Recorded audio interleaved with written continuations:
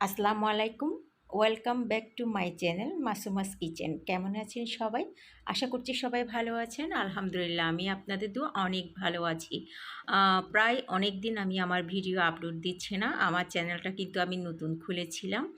আ যে এই বিষয়ে আমি কোনো একটা ভিডিওতে জানাবো অবশ্যই, কেন আমি ভিডিওগুলো আমার দেওয়া হয় নাই।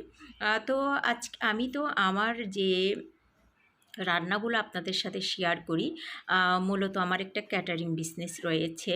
আমি কিভাবে পিঠাপুলিগুলো যে যা কিছু আমার ক্যাটারিং যে বিজনেসটা রয়েছে এখানে সব আইটেমই আপনার পাওয়া যায়। আমি সাধারণত ওইখানে যখন আমি হোমমেড ফুডগুলো আমি মানে বানাই, আমি যেভাবে বানাই বাড়িতে একদম জাস্ট ওইভাবেই আমি আপনাদের সাথে আমার রেসিপিগুলো শেয়ার করি। তো আজকে কিন্তু আমি একটা রেসিপি আপনাদের সাথে শেয়ার করছি।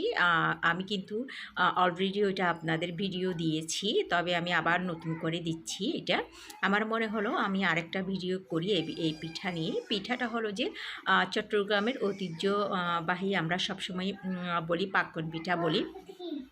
যেহেতু আমাদের যে বিয়ে বিয়ে হয় বা কোনো অনুষ্ঠান হলেই আমরা কি পাক্কন পিঠা বানাই, তৈরি করি, বা গেস্ট আসলে গেস্টদেরকে দিয়ে থাকি। তো আজকে আমি চালের গুঁড়া নিয়েছি একদম পরিমাণ মতো। আমি আমার আন্দাজেই তৈরি করছি। এখানে আপনি আপনাদের পরিমাণ মতো তৈরি করতে পারবেন। যে কেন চালের গুঁড়া নিয়েছি, একদম আমি ফ্রেশ যে পিঠা বানাই এই আতপ চালগুলো আমি গুঁড়া করে নিয়েছিলাম। জাস্ট এখানে পরিমাণ মতো লবণ দিয়েছি, তারপর চিনি দিয়েছি। তারপরে দিয়ে চিনিটা হলো যে আপনাদের উপর নির্ভর করে যে আপনারা কীরকম মিষ্টি খাবেন তার উপরই নির্ভর করে। তো আমি একটু মোটামুটি দিয়েছিলাম। যে পাকন পিঠে এমনিতে মিষ্টি বেশি হয় না তাই। আর কলা দিয়েছি, এখানে কোনো পানি অ্যাড করা যাবে না, একদম কলা একদম মজে গেছে এরকম কলা দিয়ে আপনার পিঠাটা মূলত তৈরি করা হয়। তো আমি কি করেছি, একদম কলা দিয়ে ভালোভাবে মেখে কিছুক্ষণ আমি রেস্ট নিয়েছি। আপনি 2 ঘন্টা, 1 ঘন্টা, আধা ঘন্টা, এটা আপনাদের সুবিধা মতো আপনারা রাখবেন।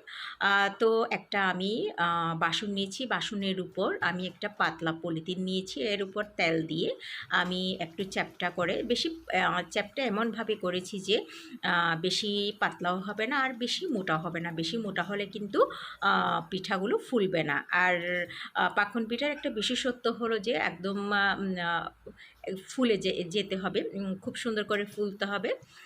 তো এটা কিন্তু গরম গরম খেতে বেশি ভালো লাগে।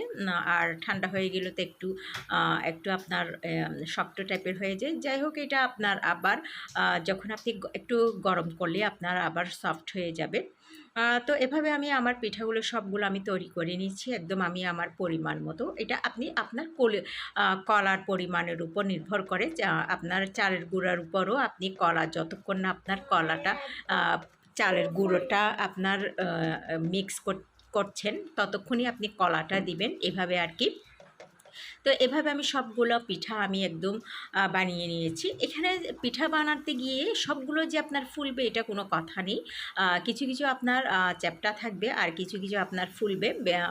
আপনার এটা হয়, সব পিঠাতেই হয়। যাই হোক, আমার ম্যাক্সিমামই ফুলে গিয়েছিল, কিছু হয়েছিল চ্যাপ্টা, ফুলে নাই। এগুলো আপনার একটু ভালোভাবে তেল দিয়ে, আপনার যে চ্যাপ্টা চ্যাপ্টা করেছি আমি, এইটা একটু তেল দিয়ে করতে হয়। যাই হোক, আমার ভিডিওটা আপনারা অনেক দিন পরে দেখছেন, কেমন হয়েছে আমাকে অবশ্যই জানাবেন। আর পিঠাগুলো আমি একটু হালকা কড়া করেছি, এগুলা কিন্তু কড়া করে ভাজে। আমার ভিডিওটি আমি আপনাদের এখানেই শেষ করলাম। আপনাদের অসংখ্য ধন্যবাদ। আসসালামু আলাইকুম।